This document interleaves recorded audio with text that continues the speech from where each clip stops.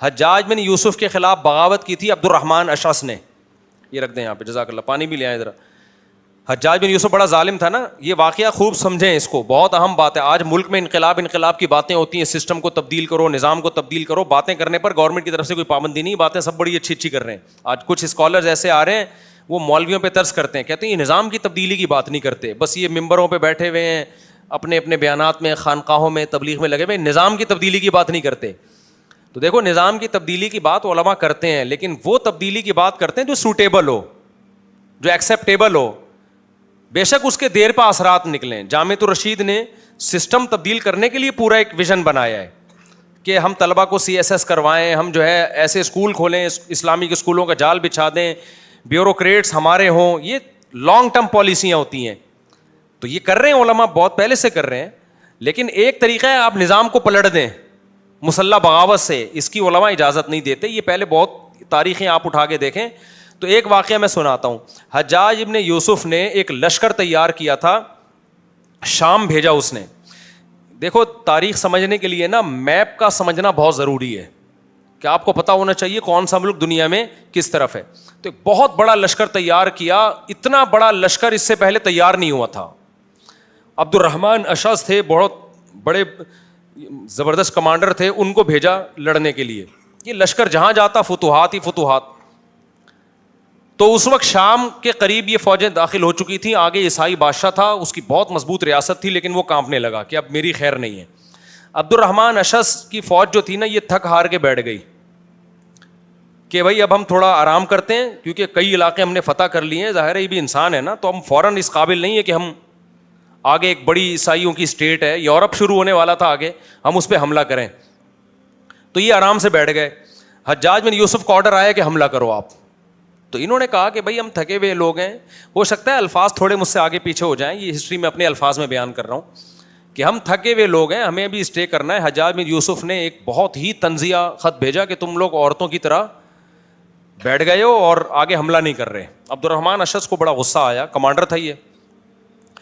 اس وقت بڑے بڑے تابعی تھے عبد الرحمن اشعث کی فوج میں, صحابہ بھی تھے, بڑے بڑے تابعی بھی تھے, قوم کے بڑے بڑے محدثین قراء. ظاہر ہے تابعین کا سنہری دور ہے, حضرت ابو ہریرہ زندہ, انس ابن مالک زندہ, یہ بڑے بڑے صحابہ موجود تھے.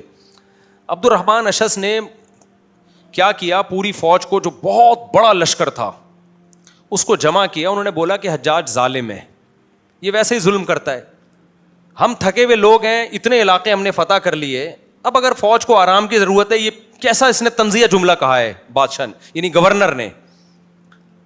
تو ہم اتنا بڑا لشکر تیار ہو چکے ہیں, بجائے ہم آگے حملہ کرنے کے اسی کو نہ بیڑا غرق کر دیں, اسی سے گورنری چھین لیتے ہم. میں سمجھا پا رہا ہوں اپنی بات. بجائے ہم آگے جانے کے, ہمارے پاس اتنا پاور جمع ہو چکی ہے کہ ہم الٹا حجاج کے خلاف بغاوت کر دیتے ہیں. تو اس وقت کے بڑے بڑے مفتی, محدثین, امام شعبی بھی جن میں تھے, انہوں نے فتویٰ دیا کہ بغاوت جائز ہے, کیونکہ ہم پاورفل ہیں, اور وہی نظام تبدیلی کی باتیں نہیں جو آج کل ہوتی. جبکہ احادیث کیا کہہ رہی ہیں, اسمعوا واطیعوا, اسمعوا واطیعوا.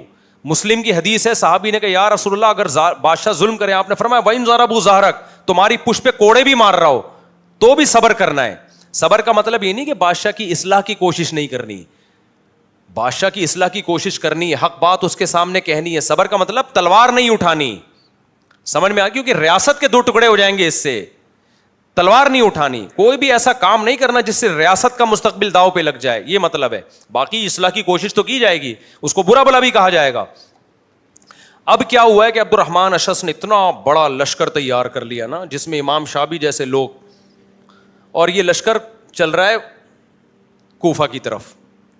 حجاج کو پتہ چلا حکومت کے پاس بہت وسائل ہوتے ہیں. حجاج تھا طائف کا, طائف کے لوگ ویسے ہی بڑے سخت مزاج ہوتے ہیں. اس نے جناب اس سے بڑا لشکر تیار کر لیا, اور بالآخر اس بغاوت کو کچلا ہے اس نے, حجاج نے. عبد الرحمن اشعث بھاگا. جس سے عبد الرحمن اشعث نے جہاد کرنا تھا نا, جس عیسائی بادشاہ سے, اس عیسائی بادشاہ سے عبد الرحمن اشعث نے معاہدہ کیا کہ تم مجھے پناہ دو گے اور میں تمہارے خلاف نہیں لڑوں گا. وہ عیسائی تو چاہ رہا تھا کہ میں تو ویسے ہی بیزار تھا, اس نے کہا بھی ان کی مسلمانوں کی مجبوری سے فائدہ اٹھانا چاہیے. اس نے عبد الرحمن اشعث کو پناہ دے دی اور اس کے ساتھ چند مجاہدین کو. تو حجاج ابن یوسف نے اس شام کے بادشاہ کو خط لکھا کہ تیری اینٹ سے اینٹ بجا دوں گا میں, عبد الرحمن کو میرے حوالے کر. وہ ڈر گیا, اس نے بولا بھائی یہ تو واقعی بجا دے گا. اس وقت مسلمانوں کی ایسی پاور تھی کہ مسلمان جو کہتے تھے نا اس کا وہی مطلب ہوتا تھا جو وہ کہہ رہے ہیں. نہیں یہ بات ایک چٹکلا سنا دو, تھوڑا سا ہسٹری بھی بور بھی ہو جاتا ہے نا انسان. ایک آدمی کسی کے گھر گیا, کسی نے ایک بندے کو بولا کہ ہمارے گھر آنا, کبھی ہمارے گھر کی بھی دال روٹی کھا لینا. بڑا سیٹھ آدمی تھا یہ, اس نے کہا کہ ہمارے گھر کی کبھی دال روٹی کھا لینا. لوگ کہتے ہیں نا مراد تو یہی ہوتا ہے جب آؤ گے تو مرغے کھلائیں گے, بکرے کھلائیں گے. اس غریب نے سوچا سیٹھ آدمی ہے, دال روٹی کا کہہ رہا ہے, لیکن وہ تو تواضع میں سب اپنے گھر کو دال روٹی کہتے ہیں, تو کھلائے گا تو مرغے بکرے نا. تو میزبان نے کتے سے کہا چپ ہو جا ورنہ میں تیری ٹانگیں توڑ دوں گا. تو مہمان کہتا ہے چپ ہو جا, ٹانگیں ہی توڑے گا. یہ جو کہتا ہے اس کا وہی مطلب ہوتا ہے, مجازی مطلب نہیں ہوتا. تو چپ ہو جا, جیسے اس نے دال کھلائی ہے نا, ٹانگیں ہی توڑے گا. تو پہلے زمانے میں مسلمان خلفاء, مسلمان بادشاہ, چاہے وہ ظالم ہی کیوں نہ ہو, پاور تو اسلام کی تھی نا. حجاج ظالم تھا لیکن اس کی فوج میں لڑنے والے تو بڑے بڑے بزرگان دین تھے, صحابہ تھے, تابعین تھے, اللہ والے لوگ تھے.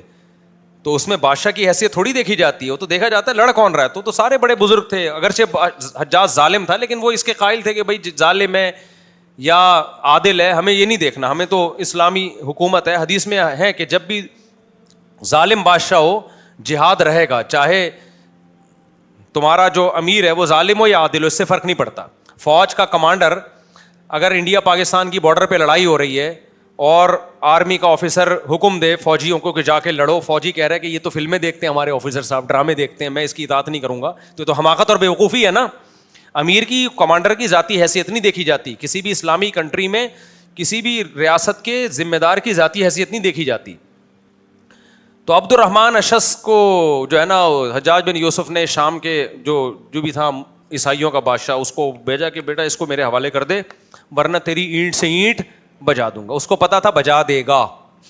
ٹھیک ہے, اس نے عبد الرحمن اشس کو حکومت کے کارندوں کے حوالے کر دیا. اب وہ عبد الرحمن اشر جو مسلمانوں کا ہیرو تھا, ایسا سیلاب تھا کہ جس جگہ جاتا فتوحات کرتا ہی چلا جاتا, ایسا سیلاب. وہ کیا باغی اور مجرم بن کے بیڑیاں ہاتھ میں ڈلی ہوئی ہیں اور قتل کے لیے اس کو لے جایا جا رہا. اور حجاج پھر قتل بھی ایسے نہیں کرتا تھا. تو وہ راستے میں کیا ہوا کہ سرائے ہوتے تھے پہلے نا مسافروں کے, تو راستے میں کہیں سرائے میں پڑاؤ ڈالا, تو عبد الرحمن اشس نے کیا کیا, بلندی سے وہ جو اس کے ساتھ جو زنجیریں لے کے آئے ہوئے تھے نا ان کو بھی گرا دیا, خود بھی گر کے خودکشی کر لی, مر گیا. اس کو تھا کہ آگے جا کے بہت ذلت ہوگی. اور امام شافعی فرماتے ہیں ایک ایک رات ہم پہ قہر بن کے گزرتی تھی, کیونکہ اتنے صحابہ پھر حجاج نے شہید کیے, اتنے تابعین شہید کیے, اتنے لوگوں کو شہید کیا, جو اس جنگ میں ذرا سا شبہ بھی تھا نا اس کی بھی گردن اڑا دی. تو عالم اسلام کا اتنا بڑا لشکر جو اتنی محنت سے تیار ہوا تھا, دنیا میں جدھر رخ کرتا فتوحات کرتا چلا جاتا, وہ اتنی بڑی طاقت اسلامی ریاست کی حجاج نے اپنے ہاتھوں سے قتل کی ہے, یعنی اپنا بازو کاٹ دیا اس نے. اتنا بڑا اسلامی تاریخ میں مسلمانوں کو دھچکا لگا. تو ابن تیمیہ رحمۃ اللہ علیہ کے یہ تاریخی الفاظ ہیں کہ اگر اسلام میں بغاوت کے کوئی اچھے نتائج نکلے ہوتے تو سب سے بدترین بادشاہ کے خلاف سب سے بہترین لوگوں نے بغاوت کی تھی حجاج کے دور میں. حجاج بدترین امیر تھا ظلم اور بربریت میں, اور اس کے خلاف بغاوت کرنے والے اس روئے زمین کے سب سے بہترین صحابہ تابعین تھے. کا جب اس کے نتائج اتنے بھیانک نکلے ہیں اور وہ بڑا پاورفل لشکر بھی تھا, تو اب کون کہہ سکتا ہے کہ ہم بغاوت کریں گے جو خوبصورت انقلاب آ جائے گا اور اسلامی خلافتیں قائم ہو جائیں گی. تو اللہ نے یہ ہمیشہ کے لیے امت مسلمہ میں بغاوت کا راستہ بند کر دیا کہ اتنے بہترین لوگوں نے, اتنے پاورفل لوگوں نے اس ایسے بدترین شخص کے خلاف بغاوت کی ہے, وہ ناکام ہو گئی اور امت کا بیڑا غرق ہو گیا.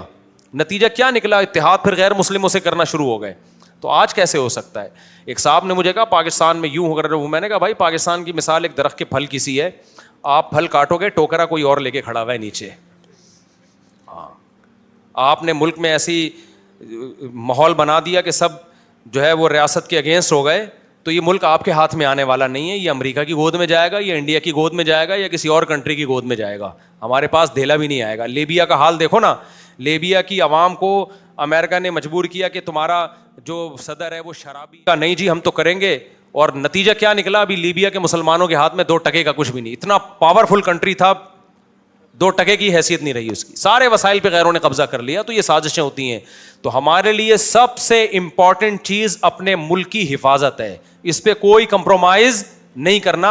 सड़े हुए हुक्मरान बर्दाश्त हैं हमें, सड़े हुए, ठीक है ना, चोर बर्दाश्त हैं, मुल्क को नहीं हम टूटने देंगे, क्योंकि हमने इन हुक्मरानों की जाती हैसियत, ये इस मुल्क का इन हुक्मरानों को कम फायदा हमें ज्यादा है। हमने बड़े बड़े उलमा से सुना, अगर पाकिस्तान को कुछ हुआ ना, इन हुक्मरानों को, ऑफिसर्स को कुछ नहीं होगा, ये सब बाहर भाग जाएंगे, पिटेंगे हम लोग, पिटेंगे हम, पिटेंगे। समझ आ रही बात? हमारा बेड़ा गर्क होगा, हमारे वसाइल पर गैरों का कब्जा हो जाएगा।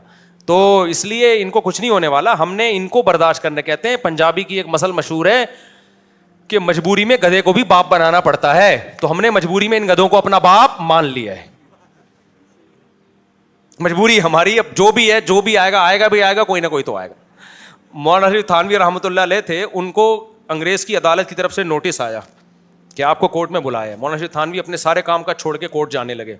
किसी ने कहा हजरत अंग्रेज फौजी है, उसके नोटिस को एक काफिर का बच्चा, उसको आप इतनी वैल्यू दे रहे हो, वो कोर्ट में बुलाए फौरन पहुंच जाओगे? उन्होंने फरमाया हुकूमत में है भाई, वो इज्जत से नहीं जाएंगे, उठा के ले जाएगा। तो इज्जत इसी में, तमीज से कोर्ट में खुद ब खुद हाजिरी दे दो जाके। फिर कोर्ट में हाजिरी दी, बयान दिया, वो वापस जज ने छोड़ दिया उनको। अगर वो फंटर गिरी करते, अब तो अंग्रेज की जरूरत मुझे हाथ लगा के दिखाए, मैं जाऊंगा, मैं काफिर के कहने पर अदालत में चला जाऊं? मैं तो मुसलमानों का आलिम हूं, बुजुर्ग हूं। तो वो मोबाइल भेजता, उठा के ले जाते। क्या ख्याल है? तो वो ज़्यादा अच्छी इज्जत हो जाती। तो इसलिए हुकूमत की इताअत ही है भाई, हुकूमत की इताअत ही, और कुछ भी नहीं आपके पास ऑप्शन। बाकी जो लोग मिंबर पे हुक्मरानों के खिलाफ सुबह शाम तकरीरें कर रहे होते हैं ना, तकरीर करने पर गवर्नमेंट की तरफ से कोई पाबंदी नहीं है।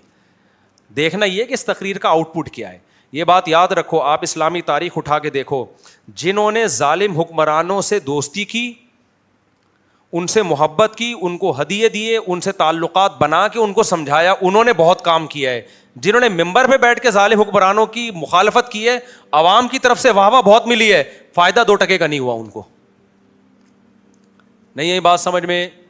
बाज़ उलमा हुक्मरानों से मिल रहे होते हैं, हदिये दे रहे हैं, लोग कहते हैं चापलूसी कर रहे हैं। देखो, जो उलमा हुक्मरानों से मिलते हैं उनकी 2 किस्में हैं, कुछ अपने लिए मिलते हैं, कुछ कौम के लिए मिलते हैं। जो अपने लिए मिल रहा है ये हराम है, नाजायज़ है, लेकिन जो कौम के लिए मिल रहा है वो नाजायज़ नहीं है, वो शरीयत का हुक्म है। मूसा अलैहिस्सलाम को अल्लाह ने फिरौन के पास भेजा कौम के लिए और कहा कि नरम लहजे में बात करना। अब मूसा अलैहिस्सलाम जाके फिरौन से नरम लहजे में बात कर रहे हो, तो आप कहें यार ये देखो फिरौन के सामने तो अकड़ना चाहिए इनको। तो भाई अकड़ने से बात बनती थोड़ी है, वो तो तैश में आएगा। अल्लाह ने कहा लाल्लहु यतज़क्करु औ यख्शा, ऐ मूसा नरम लहजे में बात करना फिरौन से, हो सकता है नसीहत हो जाए। हालांकि इतना बड़ा जालिम था। आज लोग मौलाना तारिक साहब कभी मिल रहे होते हैं ना नवाज शरीफ से, कभी फलां से, कभी फलां से, कभी फलां से, तो भाई मिल रहे हैं वो अपने लिए थोड़ी। तो कौम के लिए अगर कोई मिल रहा है तो बहुत अच्छी बात है, अपने लिए मिल रहा है तो फिर ठीक नहीं है, फिर दूर रहना चाहिए। तो मुझे भी अगर आप कहीं मिलता हुआ देख लें, मैं हल्फिया बोल सकता हूँ, मुझे नहीं याद पड़ता मैं कभी अपने फ़ायदे के लिए किसी वज़ीर आज़म, किसी सदर, किसी गवर्नर से मिला हूँ, मुझे नहीं याद पड़ता। और मुझे ज़रूरत ही नहीं अपने लिए, मेरे 4 हो गई, मेरे इतने बच्चे हो गए, मेरे सारे मसले हल हो गए, तो मुझे ज़रूरत क्या है? मेरा रिश्ता अटका हुआ होता, मुझे रिश्ता ना मिल रहा होता, मैं गवर्नर से मिलता, गवर्नर कहता मैं खुद नहीं दो कर रहा, मैं तेरी कहाँ से कराऊंगा? समझ में आ रही बात? तो हुक्मरानों से मिलना चाहिए, यही हल है उनका। मोहब्बत से समझाओ, तमीज़ से समझाओ, बात मान जाए ठीक है, नहीं तो बस सब्र करो, और कोई हल नहीं।